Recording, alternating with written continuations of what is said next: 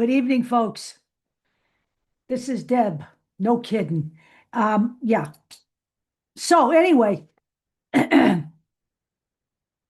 now we're going to start off this conversation tonight uh, with just a little review. Okay. Basically, we can do nothing until the CBA is settled. Okay. So everything that happens in the off season in terms of adding people to the team and all of that stuff is, and even the expansion draft is based on settling the CBA. And um, so let's talk about that really quick, okay? Because there are some things going on um, that can be done. And one of them that the Fever is talking about that that I haven't actually heard them say before is that they are, settling their scouting both nationally and internationally, which means they're looking at players from outside the United States. So here's the deal, okay? The terms of the expansion draft can't be set. The draft itself cannot be held, and that's typically in December, okay? The WNBA draft lottery cannot be held until the whole CBA deal is set. Now, I do expect that they will do that. They've extended the deadline before to get the deal done, and Kathy Engelbert mentioned that they have experience in doing that, and that they're prepared to do that again if necessary. So I think the whole goal here is to make sure that we don't have a lockout. Because look at the WNBA, whether people want to hear it or not, is in a situation now where they have an explosive growth. Okay, and I honestly don't believe that they lost money this year. I don't. Until somebody tells me that they did, I don't see that. Okay, so it's in nobody's best interest to have a lockout when they have this much momentum and there are so many people interested in women's sports in general, but in the WNBA specifically. So, right now, as it stands, the Indiana Fever are looking inside the U.S. for players because basically they only have 3 players under contract from the current team. Okay. They're looking in the United States and outside the United States for potential players to come to the team to play with Caitlin Clark. The 3 players under contract by the Indiana Fever are Caitlin Clark, Aaliyah Boston, and Michaela Timpson. They are the only players who have a contract, okay? Lexi Hull is a restricted free agent. Sophie Cunningham is an unrestricted free agent. Kelsey Mitchell is an unrestricted free agent. Now, both Lexi Hull and Sophie Cunningham have expressed an interest in staying in Indiana. And I certainly hope that they get a contract. I don't care if it's a year or if it's multi-year. I really do believe we need the 2 of them back. The Indiana Fever have deemed Kelsey Mitchell as the #1 priority in free agency. And I agree with that. Okay.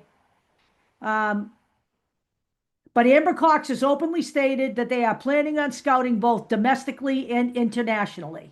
Okay. So the whole mantra right now is to control what they can control because there's so much right now that's out of control of any of these players, any of these teams. There's another expansion draft and they can't do anything about, you don't know what players to protect or anything like that without the CBA being ratified. And so that's where we are moving forward on that front. Now, they are also, the Indiana Fever are also talking to their players in exit interviews, talking about off-season development plans for each player, what their goals are, and how the franchise can help and support them in them reaching that goal so that they are taking the next step before coming back for the 2026 season. So that's where we are with that. But, you know, I had some interesting little ditty videos to show tonight. And I am going to show just one. But then I found this great video of Caitlin Clark's assists from the 2025 season. So let's understand this. Through the only 13 games that she played this year, she had 115 assists. Now, the video makes a mistake. It says 125. It's only 115. Okay, I verified that. But, you know, through the first 13 games, she was averaging 8.8 assists per game. And, I mean, I don't think I've seen a collection of her assists from this particular season. I see them all the time from her rookie year, but some of the things that she did this year are just insane. And I couldn't believe this video. My face was glued to the computer screen. So let's see if I can. I do want to show you one little interview thing with Caitlin Clark and Robin Roberts that's actually kind of wild, kind of funny. So I'm going to see if I can show you that first. Then we'll get on to the assist video, which is just freaking magnificent.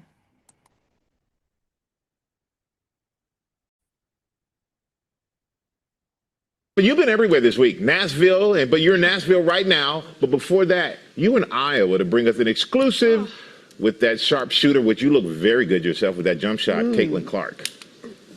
It's all about form, Michael. You know that. I spoke with Caitlin about everything from making college basketball history to her future as a pro in the WNBA.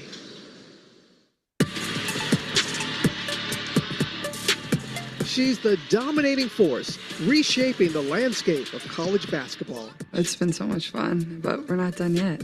The University of Iowa guard Caitlin Clark, smashing records and captivating fans across the nation.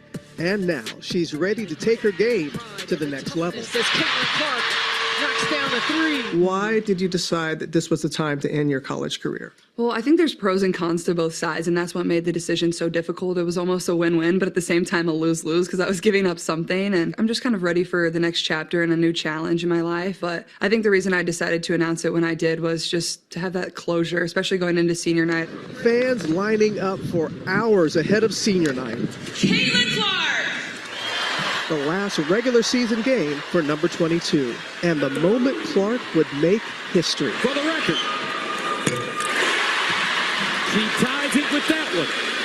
This for college basketball history. Becoming the all-time leading scorer in NCAA history.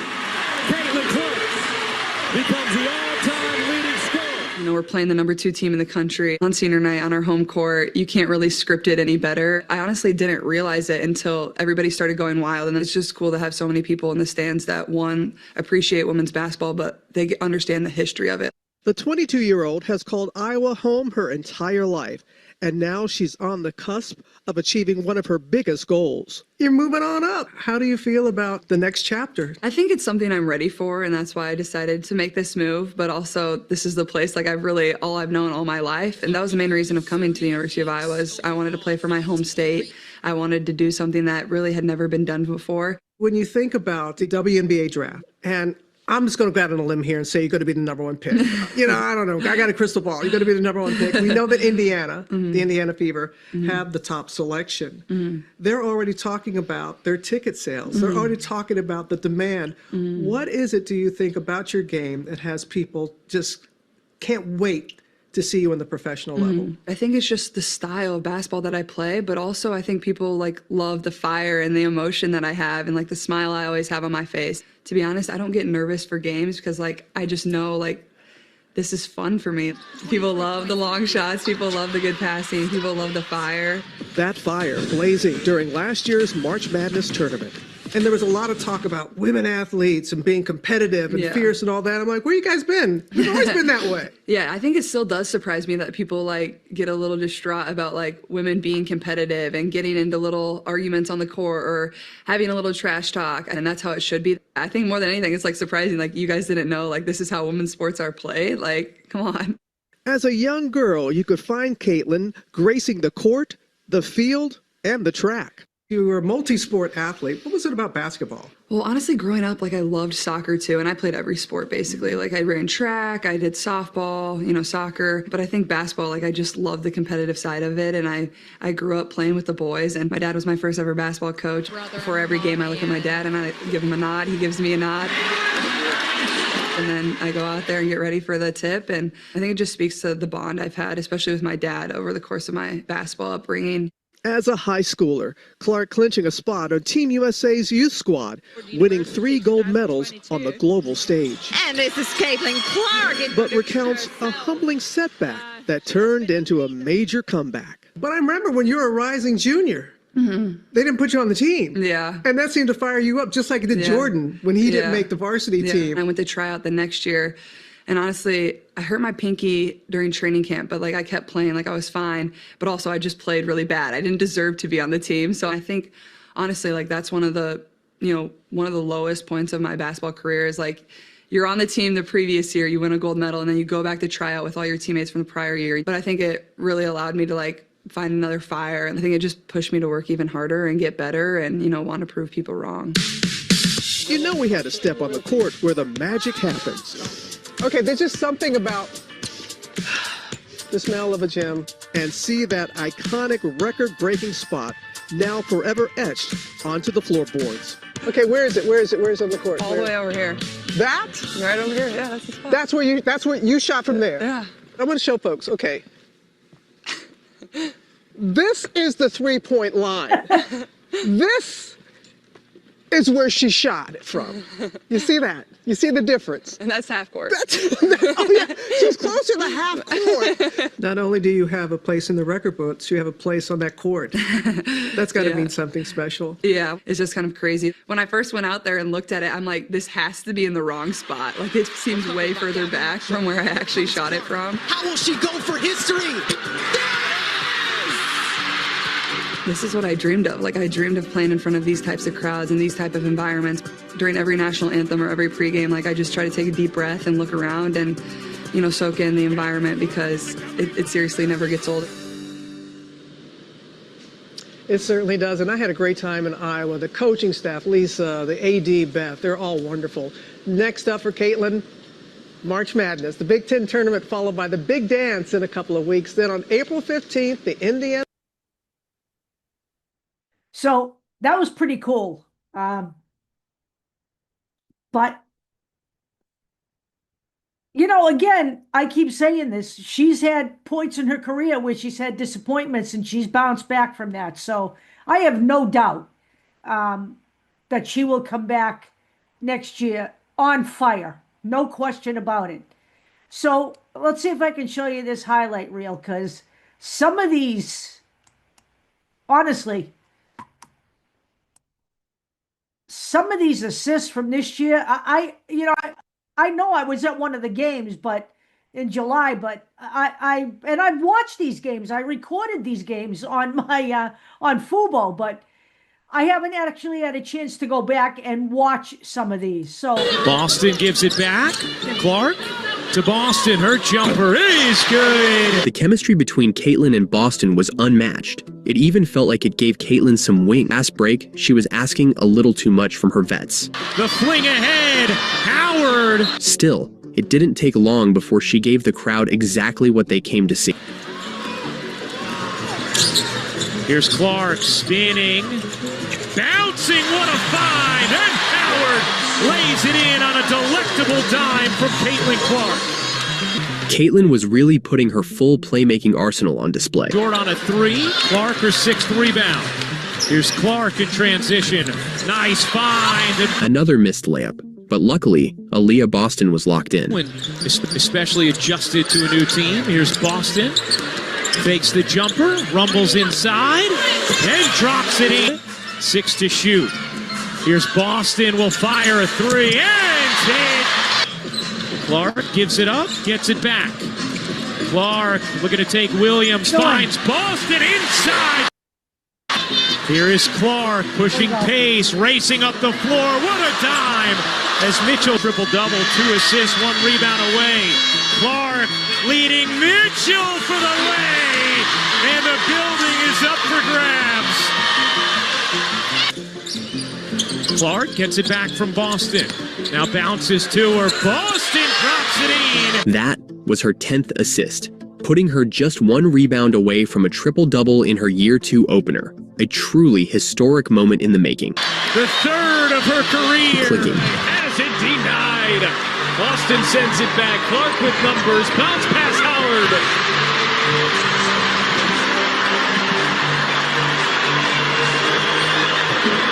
Up to the races. Clark inside. Hole runs into traffic. Flips it up. Draws a foul. And 1. Lexi Holt. A circus shot goes. Caitlin kept the engine running, facilitating every step of the way. Bounce pass ahead. Mitchell running the floor. Caitlin found a way to adjust, and once again, she thrived. Existence is 6 or 7 players averaging double figures. They believe it. Backdoor pass there from Clark to Kelsey Mitchell. Even when the Dream's best player, Ryan Howard, stepped up to guard her, there was still no stopping Caitlin. Back within 4. Clark bouncing. Boston finishing. The steal is a 3-on-2. Clark back for Mitchell. She will launch and knock down a long. She needs to look for those shots. Here's Clark on the drive being hounded behind the back. Boston has it. Shot clock down to 5 again. But Boston Ready, because that pass could have been the one to break the record. Luckily, who else but Kelsey Mitchell to break the seal? Side step and knocks down a 3. Clutch layups, pinpoint dimes. There's that drag screen. Bouncing for Boston. Boston lays it in. It's a 2-point game. They haven't had much of that tonight. Caitlin gets it back, tries to send it over. Cunningham gets it to go. You know what? That's been a few times they went down to the end of the shot clock as Howard slips through and Caitlin Clark finds her. The space, couldn't get the bucket. Here comes Caitlin Clark.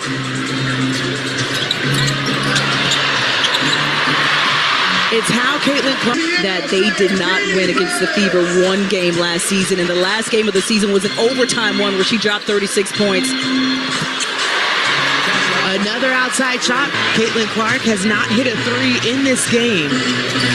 Stops on the dime, looking to pull up, finds Aaliyah Boston, who gets the bucket to Team go. going.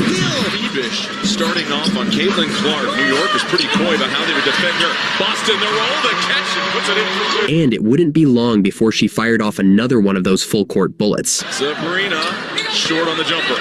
Well, you want to make Sabrina dribble into her shots if possible. Mitchell gets behind the secondary and puts it in. And Jordan, that's why it's so important for Caitlin. UNESCO and Caitlin Clark, the way that you defended the team slants. Boston galloping to the cup. The connection works again. There's not a lot of Those right-handed layups. I mean, they have 9 baskets, and I have them unofficially with 7 right-handed layups. Clark found a hole in the defense. And with the D pressing high, Caitlin matched that energy, finding Aaliyah Boston. Talked about doing a lot of cardio, wanted to be full, and so far. Luckily, Caitlin could count on Aaliyah Boston to keep the game from slipping too far out of reach. Clark over the top, Boston. The pass is Caitlin eased off and let the Boston show roll on, feeding her in the post and letting the big work. Goes over the top, Boston, the catch fading away, goes off the glass. really nice job of loading to the strong side. Players, and talks about the supporting cast around Caitlin Clark this year, that she doesn't have to shoulder the whole load. Boston, the floater, popcorn's in, we've got a 2-point game. And that is the best action. Caitlin found Mitchell for the bucket that tied it all up. How defenses have to stretch so far down the court. Here's Mitchell, sets her feet, Mitchell First time she brought it up the court, she wasted no time, dropping a perfect dime that set the tone for the night. For her last two. Nicely done to get it inside to Mitchell. Those two have such a great connection, especially when Kelsey. The connection was instant, and that same chemistry showed up again when she found Aaliyah Boston in the post. Great rebounding team this season. Same in transition. Boston was already on the move. She knew exactly what was coming. This is one thing you get with Clark is great pace and great passes. Found Boston perfectly. A dime straight out of a quarterback's playbook. That made 3 assists with 3 minutes left in the first. With all that shooting, you might forget. She's an elite passer too. Floor. Oh, behind the back action. Oh. From the corner. Howard gets it to Clark. Another perfect pass to Hall. Caitlin could have had a double-double by halftime, but her teammates kept fumbling the easiest shots. Luckily, Caitlin dug into her bag and slowly, halfway through the third, the engine finally started to rev for the Fever. Her teammates began finding rhythm. There's some options. Hall spots up for 3 and hits it. Pacers until last night. This run. Oh, that's a nice little fake by Boston. Lexi Hull redeemed herself midway through the fourth. Clark. And then a perfect bounce pass with Hall working the baseline. Caitlin made it look effortless, and when she started dribbling literal circles around the defense, you just knew this game was over. Killing some more clock. And maybe the dagger.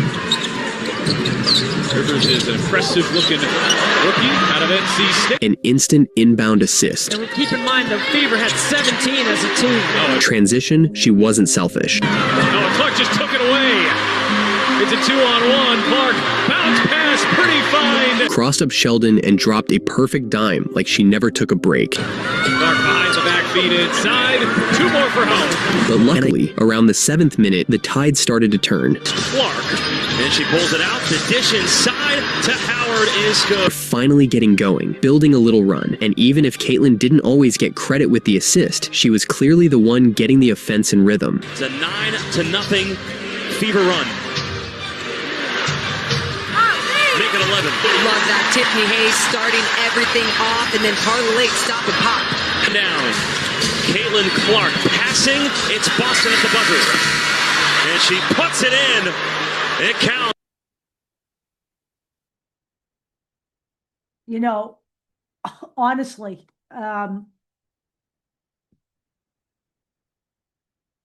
she is the most unbelievable point guard I've ever seen.